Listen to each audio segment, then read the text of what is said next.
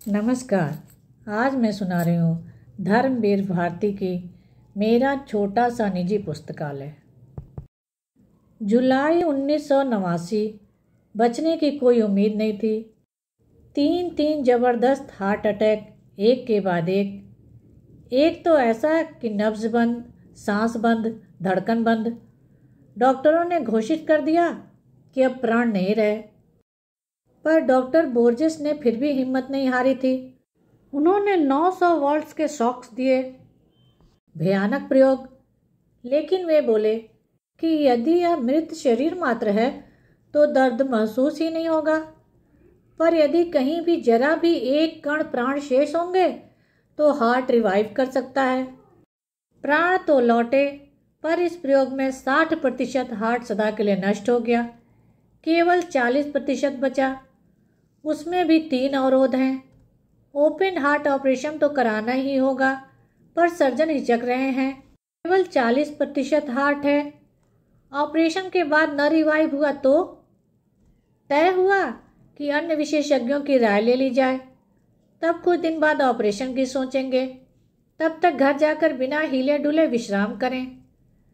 बहरहाल ऐसी अर्ध मृत्यु की हालत में वापस घर लाया जाता हूँ।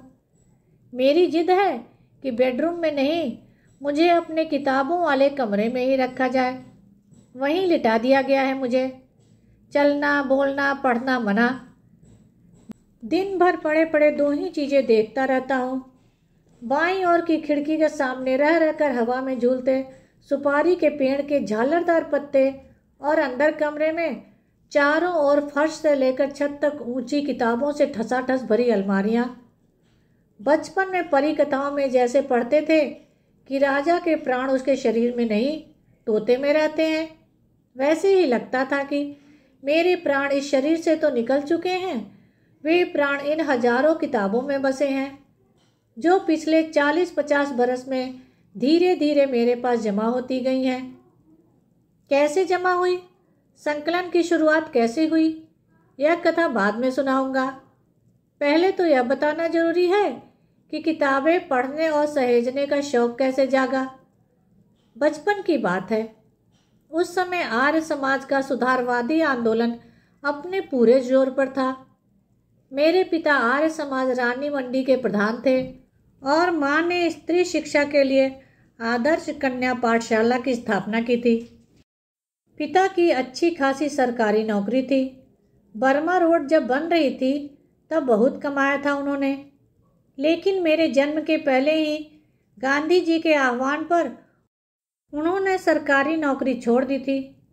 हम लोग बड़े आर्थिक कष्टों से गुजर रहे थे। फिर भी घर में नियमित पत्र पत्रिकाएं आती थीं। आर्यमित्र साप्ताहिक, वेदोदम, सरस्वती, गृहिणी और 2 बाल पत्रिकाएं खास मेरे लिए, बाल सखा और चमचम। उनमें होती थी परियों, राजकुमारों, दानवों और सुंदरी राजकन्याओं की कहानियाँ और रेखाचित्र। मुझे पढ़ने की चाट लग गई। हर समय पढ़ता रहता। खाना खाते समय थाली के पास पत्रिकाएं रखकर पढ़ता। अपनी दोनों पत्रिकाओं के अलावा भी सरस्वती और आर्यमित्र पढ़ने की कोशिश करता। घर में पुस्तकें भी थी, उपनिषदें और उनके हिंदी अनुवाद, सत्यार्थ प्रकाश के खंडन मंडन वाले अध्याय पूरी तरह समझ में तो नहीं पाता था, पर पढ़ने में मजा आता था। मेरी प्रिय पुस्तक थी स्वामी दयानंद की एक जीवनी, रोचक शैली में लिखी हुई, अनेक चित्रों से सुसज्जित। वे तत्कालीन पाखंडों के विरुद्ध अदम्य साहस दिखाने वाले अद्भुत व्यक्तित्व थे। कितनी ही रोमांचक घटनाएं थी उनके जीवन की, जो मुझे बहुत प्रभावित करती थीं। चूहे को भगवान का भोग खाते देखकर मान लेना कि प्रतिमाएं भगवान नहीं होती, घर छोड़कर भाग जाना, तमाम तीर्थों, जंगलों, गुफाओं, हिम शिखरों पर साधुओं के बीच घूमना और हर जगह इसकी तलाश करना कि भगवान क्या है, सत्य क्या है। जो भी समाज विरोधी, मनुष्य विरोधी मूल्य हैं, रूढ़ियां हैं, उनका खंडन करना और अंत में अपने से हारे को क्षमा कर उसे सहारा देना, यह सब मेरे बाल मन को बहुत रोमांचित करता। जब इस सब से थक जाता तब फिर बाल सखा और चमचम की पहले पढ़ी हुई कथाएं दोबारा पढ़ता। माँ स्कूली पढ़ाई पर जोर देती, चिंतित रहती कि लड़का कक्षा की किताबें नहीं पढ़ता, पास कैसे होगा, कहीं खुद साधु बनकर घर से भाग गया तो। पिता कहते, जीवन में यही पढ़ाई काम आएगी, पढ़ने दो। मैं स्कूल नहीं भेजा गया था। शुरू की पढ़ाई के लिए घर पर मास्टर रखे गए थे। पिता नहीं चाहते थे कि नासमझ उम्र में मैं गलत संगति में पढ़कर गाली गलौज सीखूं, बुरे संस्कार ग्रहण करूं। अतः मेरा नाम लिखाया गया। जब मैं कक्षा 2 तक की पढ़ाई घर पर कर चुका था, तीसरे दर्जे में भर्ती हुआ। वो दिन शाम को पिता उंगली पकड़कर मुझे घुमाने ले गए। लोकनाथ की एक दुकान पर ताज़ा अनार का शरबत मिट्टी के कुल्हड़ में पिलाया और सिर पर हाथ रखकर बोले, वायदा करो कि पाठ्यक्रम की किताबें भी इतने ही ध्यान से पढ़ोगे, माँ की चिंता मिटाओगे। उनका आशीर्वाद था या मेरा जी तोड़ परिश्रम कि तीसरे चौथे में मेरे अच्छे नंबर आए और 5वें में तो मैं फर्स्ट आया।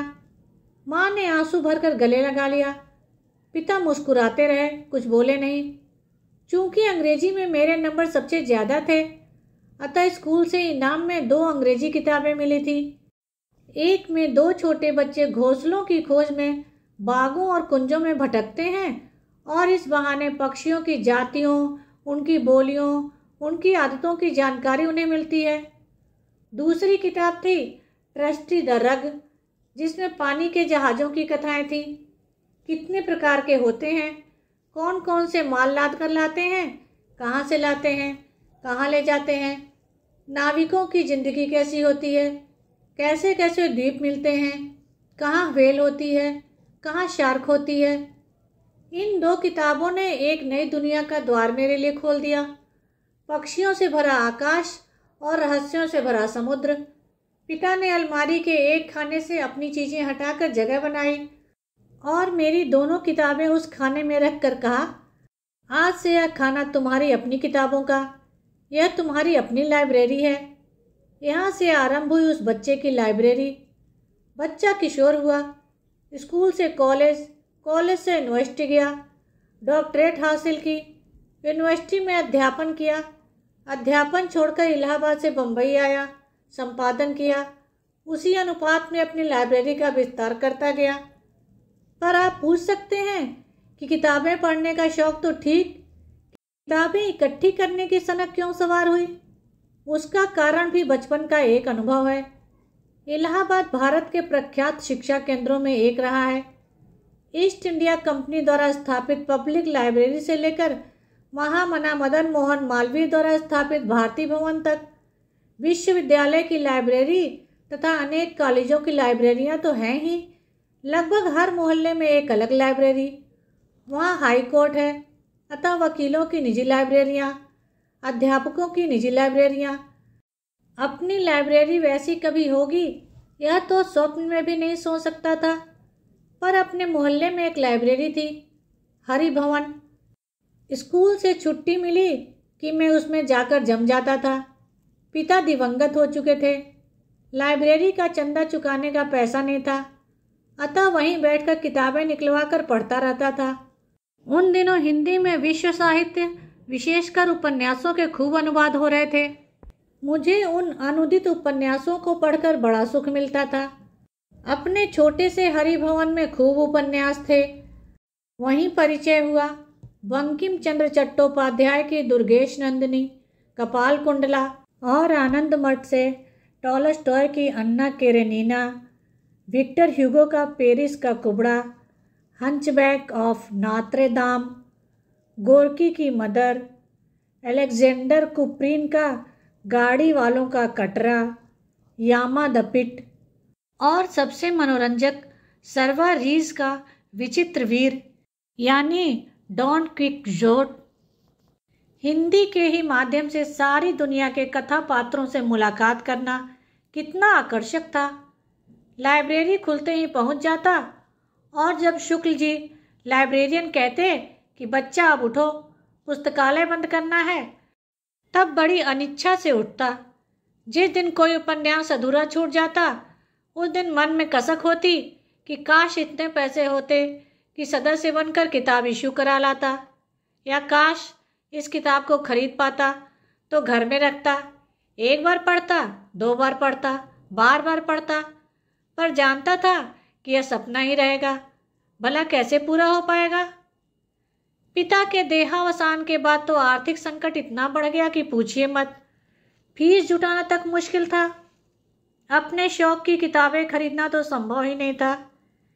एक ट्रस्ट से योग्य पर असहाय छात्रों को पाठ्य पुस्तकें खरीदने के लिए कुछ रुपए सत्र के आरंभ में मिलते थे। उनमें प्रमुख पाठ्य पुस्तकें सेकेंड हैंड खरीदता था, बाकी अपने सहपाठियों से लेकर पढ़ता और नोट्स बना लेता। उन दिनों परीक्षा के बाद छात्र अपनी पुरानी पाठ्य पुस्तकें आधे दाम में बेच देते और उसमें आने वाले नए लेकिन उसे विपन्न छात्र खरीद लेते।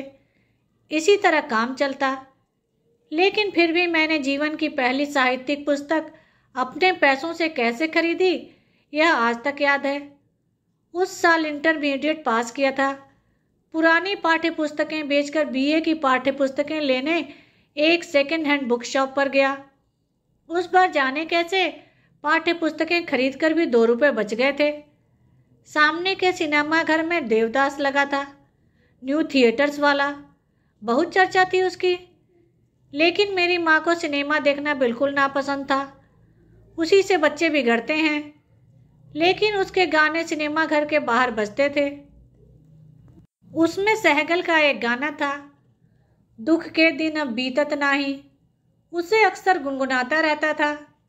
कभी कभी गुनगुनाते आंखों में आंसू आ जाते थे, जाने क्यों। एक दिन माँ ने सुना। माँ का दिल तो आखिर माँ का दिल। एक दिन बोली, दुख के दिन बीत जाएंगे बेटा, दिल इतना छोटा क्यों करता है, धीरे से काम ले। जब उन्हें मालूम हुआ कि यह तो फिल्म देवदास का गाना है, तो सिनेमा की घोर विरोधी माँ ने कहा, अपना मन क्यों मारता है, जाकर पिक्चर देखा, पैसे मैं दे दूंगी। मैंने माँ को बताया कि किताबें बेचकर 2 रुपये मेरे पास बचे हैं। वे 2 रुपये लेकर माँ की सहमति से फिल्म देखने गया। पहला शो छूटने में देर थी। पास में अपनी परिचित किताब की दुकान थी, वहीं चक्कर लगाने लगा।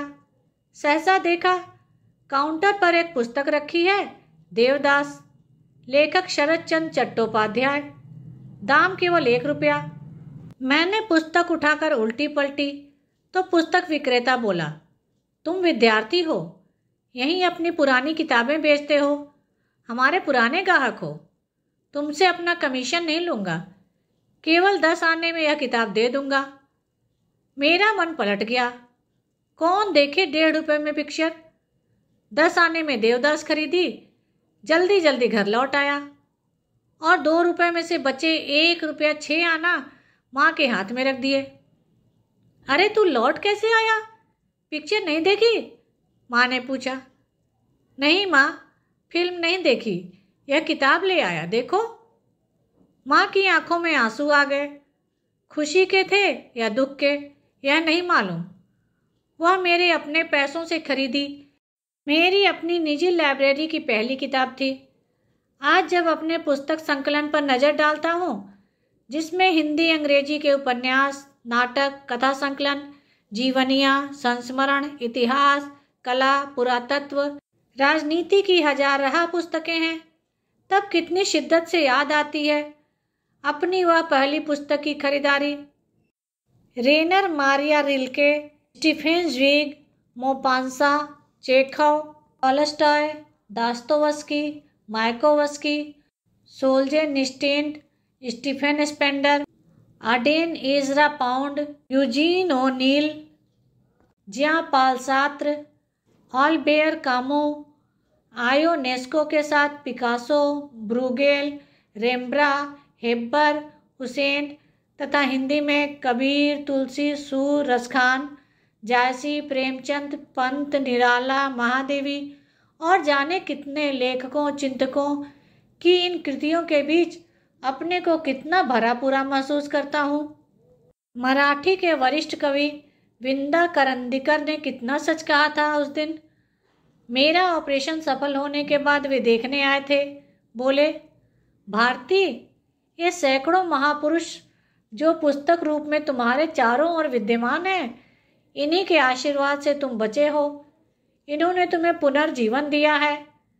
मैंने मन ही मन प्रणाम किया बिंदा को भी और इन महापुरुषों को भी।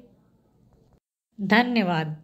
मेरे चैनल को लाइक करें, शेयर करें और सब्सक्राइब करें, जिससे सभी कहानियाँ आपको समय पर मिल जाएं।